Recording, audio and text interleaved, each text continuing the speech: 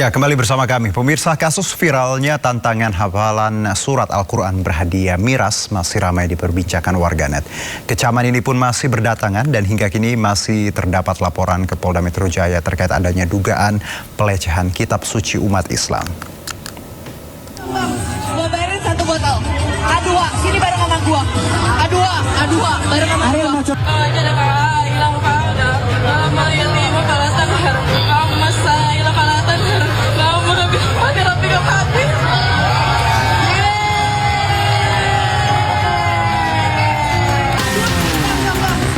Viral di media sosial sebuah acara yang membuat tantangan hafalan surat Ad-Duha berhadiah 1 botol minuman keras di Jakarta Utara. Kejadian ini terekam di sebuah acara festival musik pada 9 Agustus lalu, tepatnya di stand merek Newport. Peristiwa ini pun memicu kecaman luas karena dianggap melecehkan kitab suci umat Islam Al-Quran. Sejumlah pihak pun sudah melaporkan kejadian ini ke polisi. Challenge sebuah ayat suci Al-Quran dengan hadiah minuman keras, minuman yang mengandung beralkohol yang jelas-jelas itu kontra, haram dan dilarang. Nah, ini sebagaimana kita ketahui melukai dan menyakiti mayoritas umat muslim di Indonesia, dan Majelis Ulama Indonesia pun sudah memberi respon. Jadi hari ini kami di sini bersama-sama untuk lebih mendalami apakah perbuatan tersebut murni hanya pelakunya saja atau penyelenggaranya atau sponsornya juga ikut ada kaitannya. Kini kepolisian sedang melakukan penyelidikan terhadap kasus dugaan penistaan agama yang dilakukan di salah satu festival musik Sound Project tersebut. Kini Polda Metro Jaya telah menetapkan 4 orang tersangka berinisial Res, AK, I, dan M yang terlibat dalam pusaran acara tersebut. 2 dari 4 tersangka kini resmi ditahan di rutan Polda Metro Jaya guna pemeriksaan lebih lanjut. Pihak Majelis Ulama Indonesia pun mengecam keras aksi ini karena dinilai melanggar nilai agama, etika moral, dan merendahkan kemuliaan Al-Quran dengan barang yang diharamkan. Tim Liputan iNews melaporkan. Pemirsa, ratusan pelajar dan sejumlah guru di Brastagi, Kabupaten Karo, Sumatera Utara diduga mengalami keracunan usai mengkonsumsi makanan bergizi gratis atau MBG. Dan terkait ini Badan Gizi Nasional BGN langsung melakukan investigasi dan mencopot kepala dapur SPPG.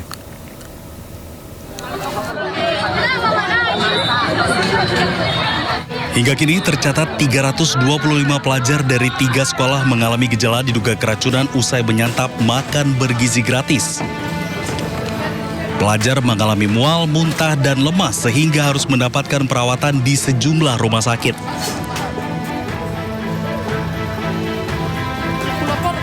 Bupati Karo, Antonius Ginting, menyebut sejauh ini tidak ada korban yang mengalami kondisi parah.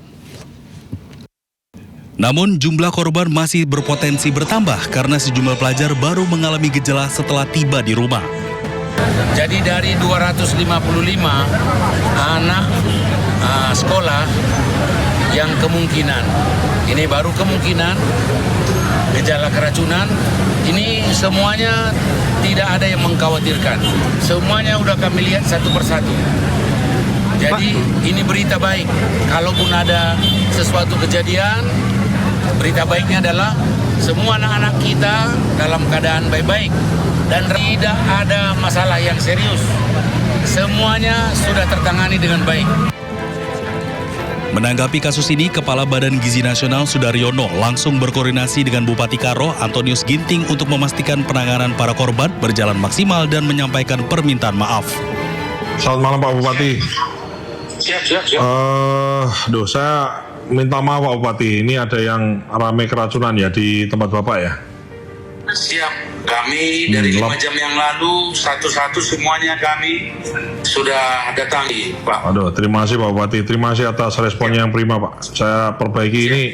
Minta maaf Pak, kita niat hati kan kita kasih gizi anak-anak ini kok ada.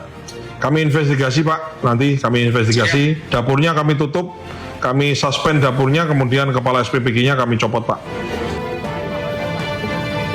Usai insiden ini, pemerintah Kabupaten Karo memastikan seluruh biaya perawatan korban ditanggung pemerintah, sementara penyelidikan penyebab keracunan masih terus berlangsung. Tim Liputan iNews melaporkan.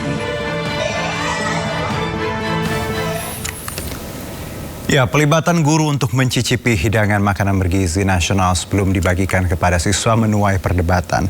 Dan terkait hal tersebut, Kepala Badan Gizi Nasional Sudaryono dalam webinar Literasi Gizi mengatakan bahwa menu makan bergizi gratis tidak berbahaya bagi siswa. Sementara pelibatan guru adalah upaya memperkuat pengawasan kualitas makanan MBG. Isu di sosial media seolah-olah bahwa Bapak Ibu guru ini diminta mencicipi barang beracun. Yang jelas MBG bukan barang beracun. Bukan. Ada betul di 1-2 hari itu ada 1 kejadian, 2 kejadian yang keracunan, itu kami secara tegas kami tindak, dan kami sekarang ini sedang memperlakukan sertifikasi layak higienis dan sanitasi. Kemudian kami cek, kami lakukan perubahan. Ya, terus masuk dari fungsi pengawasan, dari fungsi sistem, dari fungsi keterbukaan publik, dari fungsi keterlibatan publik dalam mengawasi dapur-dapur. Namun kalau bukan kok berarti kemudian kami ini membagikan sesuatu yang mohon maaf beracun, bukan. Karena kalau kita hitung dari porsi yang sudah kita berikan, gitu ya, itu artinya sebetulnya yang kemudian terjadi musibah adanya keracunan itu memang relatif kecil, betul, walaupun relatif kecil itu menjadi perhatian dan tidak boleh lagi adanya keracunan. Nah, pemirsa, kesal dengan pelaku korupsi MBG. Ini Pak Presiden Prabowo Subianto menyebut mereka biadab. Prabowo juga menilai para koruptor di tubuh MBG adalah orang-orang yang tidak memiliki nilai kemanusiaan. Menilai mereka yang mau korupsi dari makan untuk anak-anak ini adalah orang-orang biadab. Ini adalah orang-orang yang tidak pantas kita hormati. Kekesalan Presiden Prabowo Subianto kepada para pelaku korupsi MBG tidak terbendung. Menurutnya, selain tidak pantas dihormati, pelaku korupsi MBG adalah orang-orang biadab. Tidak hanya itu, Prabowo menilai para pelaku korupsi MBG adalah orang-orang yang tidak memiliki nilai kemanusiaan. Menurut saya ini sudah sama sekali tidak ada nilai kemanusiaan. Kemarahan Presiden beralasan, pasalnya program unggulan makan bergizi gratis disusupi para pelaku korupsi. Tidak tanggung-tanggung, pelakunya adalah para petinggi di Badan Gizi Nasional. Mereka adalah Dadan Hindayana, Kepala Badan Gizi Nasional, dan 2 wakilnya, Sony Sonjaya juga Lodoik Pusung. Ketiganya disebut terlibat praktek jual beli titik dapur MBG hingga penjualan food tray. Belakangan, Kejagung juga menetapkan 4 tersangka lain dari pihak swasta, termasuk 1 orang jenderal polisi. Walaupun disusupi pelaku korupsi, Presiden tidak berhenti melanjutkan program makan bergizi gratis. Presiden lalu melantik Nani Estiang sebagai Kepala BGN baru. Setelah Nani mengundurkan diri, kini Badan Gizi Nasional dinakodai pimpinan baru, yakni Sudaryono. Tim Liputan iNews melaporkan. Kita ke informasi berikutnya, pemirsa. Demi menarik diaspora berprestasi, berkontribusi bagi tanah air, Presiden Prabowo Subianto mengusulkan adanya dui kewarganegaraan ganda secara terbatas. Usulan ini disampaikan pada pidatonya dalam penyampaian RUU APBN 2027 dan nota keuangan di hadapan DPR. Dui kewarganegaraan bagi talenta-talenta tertentu yang dibutuhkan oleh bangsa Indonesia. Indonesia memiliki jutaan diaspora. Di antara mereka terdapat ilmuwan yang hebat-hebat. Dokter, insinyur, ahli, kecerdasan buatan, peneliti, pengusaha, seniman, atlet, terutama pemain bola, profesional kelas dunia. Sebagian terpaksa mengambil kewarganegaraan lain karena kebutuhan karier, keluarga, atau pengabdian mereka di luar negeri. Usulan Presiden Prabowo tentang dui kewarganegaraan bukan tanpa sebab. Sejatinya, Indonesia memiliki jutaan diaspora seperti ilmuwan, dokter, insinyur, seniman hingga atlet. Sebagian dari mereka telah mengambil kewarganegaraan negara lain demi mendapatkan kesempatan mengembangkan karir. Melihat hal ini, pemerintah menilai bahwa Indonesia seharusnya tidak memaksa talenta terbaik memilih antara kesempatan berkarya di dunia dan ikatan diaspora dengan tanah air. Karena itu, Prabowo ingin membuka opsi kewarganegaraan ganda secara terbatas bagi individu dengan talenta istimewa yang dapat memberikan sumbangsih bagi kepentingan nasional. Kita tidak boleh memaksa talenta terbaik Indonesia memilih antara kesempatan berkarya di dunia dan ikatan mereka kepada tanah air. Hari ini pemerintah akan mengajukan kepada sidang yang terhormat ini perubahan undang-undang untuk membuka kewarganegaraan ganda secara terbatas bagi mereka yang memiliki talenta istimewa. Skema ini nantinya tidak berlaku secara umum, melainkan pemerintah akan menentukan secara selektif dengan mempertimbangkan integritas calon penerima, aspek keamanan, kewajiban kepada negara, dan kepentingan nasional. Tim Liputan iNews melaporkan.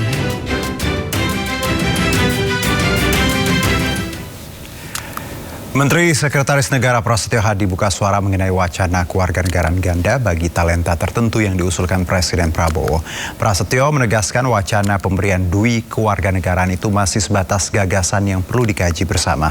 Prasetyo menyebut pemerintah belum menentukan skema maupun mekanisme penerapan kebijakan tersebut.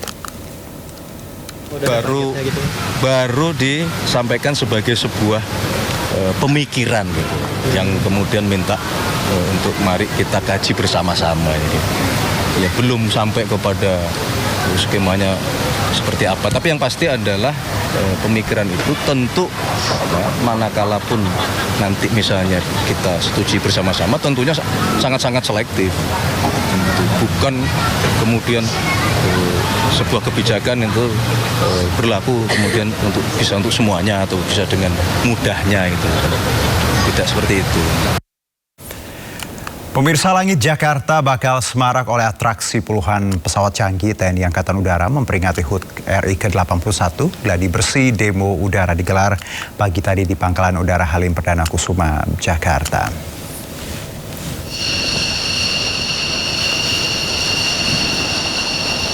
Ya pemirsa, bagi Anda yang ada di Jakarta dan sekitarnya, beberapa hari terakhir ini memang langit Jakarta dari pagi sampai siang ya, kita sudah bisa menyaksikan parade latihan seperti itu, dan nampak inilah pesawat-pesawat TNI AU yang lagi bersiap ya untuk tampil menghiasi langit Jakarta pada peringatan HUT ke-81. Salah satu yang jadi perhatian adalah pesawat tempur Rafale ya. Ini buatan Prancis yang nanti akan juga turut menghiasi langit Jakarta. Masyarakat dapat menyaksikan secara langsung rangkaian gladi bersih. Sebanyak 81 pesawat akan menampilkan aksinya pada 17 Agustus dengan demo udara di langit Jakarta.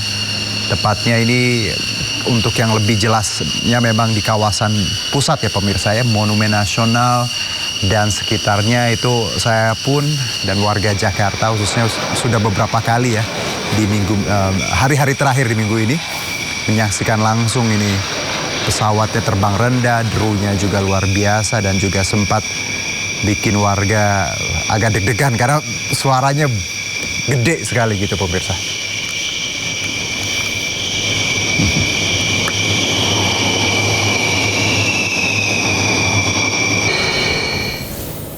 Pesawat yang dilibatkan ada 81 pesawat, baik dari Angkatan Udara sebagian besar, kemudian TNI Angkatan Darat, TNI Angkatan Laut maupun kepolisian.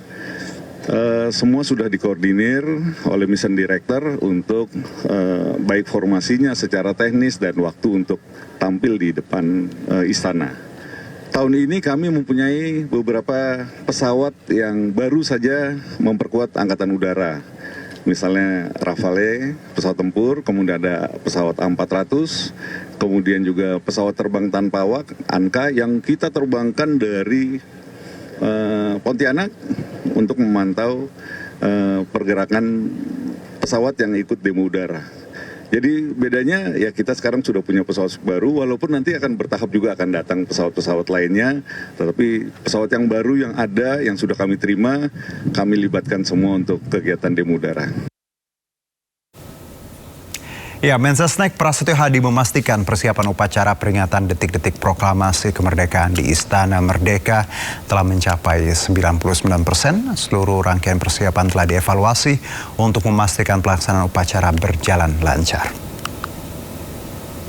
Kami siap untuk nanti hari Senin memberikan yang terbaik kepada seluruh rakyat Indonesia, dan dalam kesempatan ini kami selaku Ketua Panitia Nasional dan selaku penanggung jawab ingin menyampaikan terima kasih kepada seluruh yang terlibat di dalam proses, baik mulai proses seleksi, kemudian proses latihan di setiap tempat masing-masing, sampai kemudian kita berlatih bersama-sama sampai hari ini tadi. Seluruh unsur mulai dari peserta upacara. Ya, Wakil Presiden Republik Indonesia Gibran Rakabuming Raka mengukuhkan 76 anggota Paskibraka di Istana Negara Sabtu sore.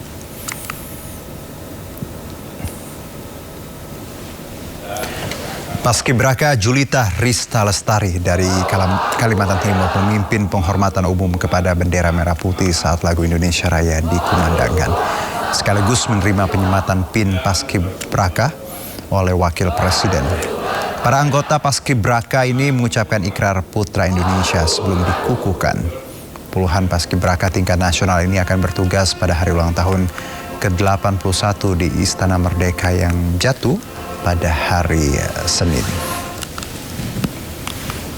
Sama seperti tahun-tahun sebelumnya, alhamdulillah dilaksanakan pada tanggal 15 ini tepat waktu, dan ini menunjukkan juga komitmen dari seluruh pemerintahan bagaimana kita mendukung adik-adik ini untuk sungguh-sungguh menjadi pewaris Indonesia masa depan yang kompeten, kader pemimpin Indonesia masa depan. Tadi sudah kita lihat 76 dari mewakili 38 provinsi, semuanya sehat dari semenjak masuk pemusatan sampai tadi dikukuhkan. Mudah-mudahan semuanya besok bisa melaksanakan tugas dengan lancar. Selain di tingkat pusat, di tingkat daerah juga gubernur, bupati, wali kota juga sudah mengukuhkan sekarang secara beruntun berbagai daerah melaksanakan pengukuhan, dan semuanya akan sama-sama bertugas di 17 Agustus 2026 nanti. Kita ke informasi berikutnya, pemirsa. Indonesia Automotive Awards 2026 sukses digelar di Jakarta. Ajang bergengsi yang dibuat iNews Media Group ini merupakan apresiasi bagi para pelaku industri otomotif yang menghadirkan inovasi dan memberikan kontribusi bagi Indonesia. Yang menarik, Guangzhou Automobile Company atau GAC Indonesia sukses memboyong penghargaan bergengsi berkat keandalan teknologi dari ION 5. Indonesia Automotive Awards 2026 kembali digelar di Jakarta sebagai bentuk apresiasi bagi para pelaku industri otomotif yang menghadirkan inovasi dan memberikan kontribusi bagi Indonesia.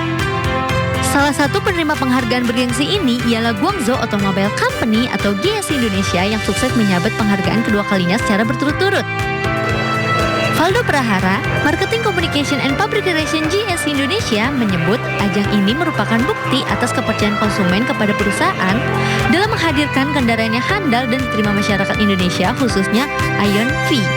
Menjabat kategori Most Reliable EV of the Year berkat kendaraan ION V, kendaraan SUV ini menjadi kendaraan listrik yang diandalkan masyarakat Indonesia dengan teknologi Intelligent Refrigeration atau kulkas pintar yang memiliki 3 fungsi utama, yaitu sebagai pendinginkan, membekukan, dan menghangatkan, serta memiliki suhu dari minus 5 derajat sampai 50 derajat Celcius.